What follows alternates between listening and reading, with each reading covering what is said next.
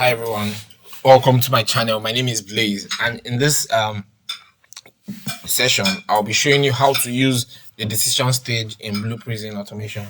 Okay, so what is a decision stage? A decision stage is used to control the flow of a process based on a given logical conditions which are passed into the action. Okay. Also, a decision stage will help you evaluate different conditions, and it's going to help you to also determine which paths to take when a condition is met. It helps you to evaluate a boolean logic such as true or false condition, or a yes or no condition. Okay, so an example will do. Let me call this page 6. Okay, so to use a decision stage, this is the decision action. Okay, so this is what it entails. You would have to put an expression in this box such that when it evaluates it is either it gives you it goes towards two different sides. Either it goes to the left or it goes to the right, depending on how you put your link to be. An example will do.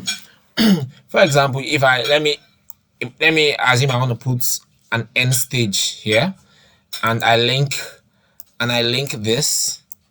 Once I link to the end, automatically here comes yes, and this is the second one, it comes no. It's also good to know that you can also choose to alternate this, such as you can switch this no to yes, and automatically here changes to no. So let us just do a random decision. I can say 10.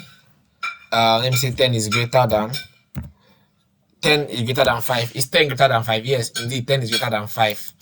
Okay, so 10 is greater than 5. So since 10 is greater than 5, I'm expecting this logic to go towards this link that yes is written on. Sorry, excuse me. So let me run my process. When I run it, you will see that when it evaluates that, it goes towards this section. Okay, so also I one of Blue Prism best practices is to put those numbers that you just see me pass into this decision box into a data item. So let me term it as, the first number.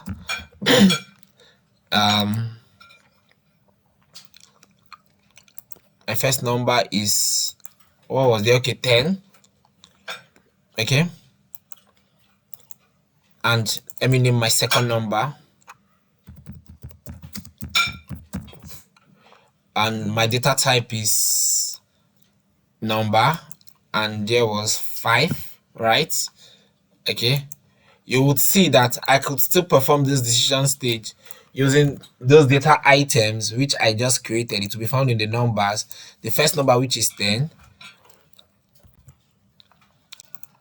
greater than the second number. If you validate it, of course the expression will be valid, and that's one of Blue Prism best practices. So let me refresh it and run it again. So you could see that what we passed in, it makes sense. So it still goes towards that the direction we expect it to go. Okay, so it is also good to know that we can also use just the way I did in my previous videos. We can use this logic. Let me show you. You can use this. Maybe, okay, want to work with greater than here. You put your operand A. Your operand A is your first number, while for your operand B is your second number, and you paste it. It gives us the same thing, because if you validate it, it's still valid. Okay, and let us refresh it, and let us run it. we are still getting the same thing. Okay, so now this is how to now the aim of this video now is to show you how to use your calculation stage with your decision stage.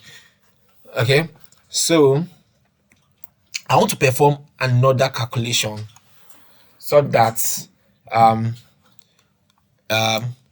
want to perform two different calculations such that when it goes to the left or when it goes to the right, it's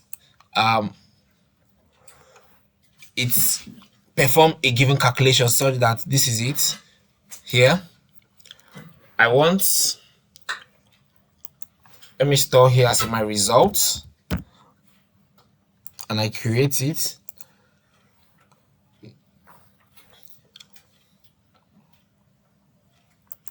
Okay, let me say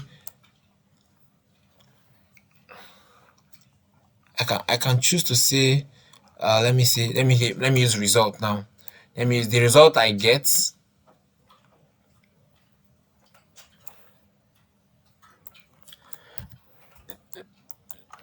Let me add this first number plus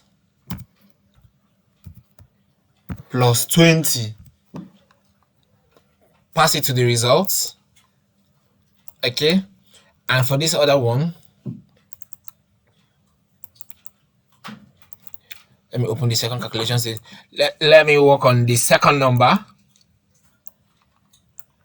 Let me add, let me say 40. Okay, and it should all be in the results.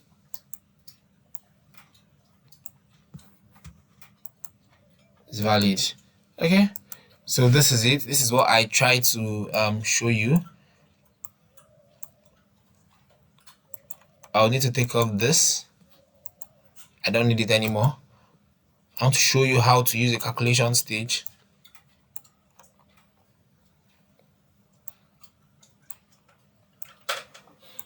Yeah, so this is it. So what I'm trying to show you here now is when I do the evaluation, is 10 greater than 5? If 10 is greater than 5, yes, I want it to go towards this direction and perform the analysis that we incorporated in this stage. Then it ends. If it is not greater than 5, then there's nothing that will happen. So let me show you. When I press play, since it is greater than 5, it goes to perform this calculation, and you will see a result of 45, which was shown. Why is it 45? The second number here is 5. From our calculation stage, we can see that our second number is 5 and we are adding it with 40, so that's why we're having a result of 45. So in a case whereby, let me change my operand to less than, I want it to go through the no link. Okay, so let me refresh and I press play again. You will see it's going to go through the no link, and the result will be 30 because the first number is 10, and we could see from the analysis that we are adding a 20, so 10 plus 20, which is going to be passed into the store results data item. Okay, so okay, let me just briefly show you how to use an anchor stage. So in your process design, when you are designing your process for your business business process, yeah, we are designing the pages. You can use the anchor. So this is how an anchor works. I might choose to drag this and put it upward. Okay, then maybe I can choose to put another anchor here, and this is how the anchor works. It helps you to make your process more finer and not looking very scattered. Okay, so it's still the same flow. So you would see that the anchor helps to make your process more beautiful, and it will still flow towards the expected direction which we want it to go. It will flow through the anchor. So in this video, I was able to use decision stage and the calculation stage, and also show you how to use the anchor in Blue Prism. Okay, so that's all for that. So if you enjoy what I did, please give my video a thumbs up and please subscribe to my channel. Thank you very much.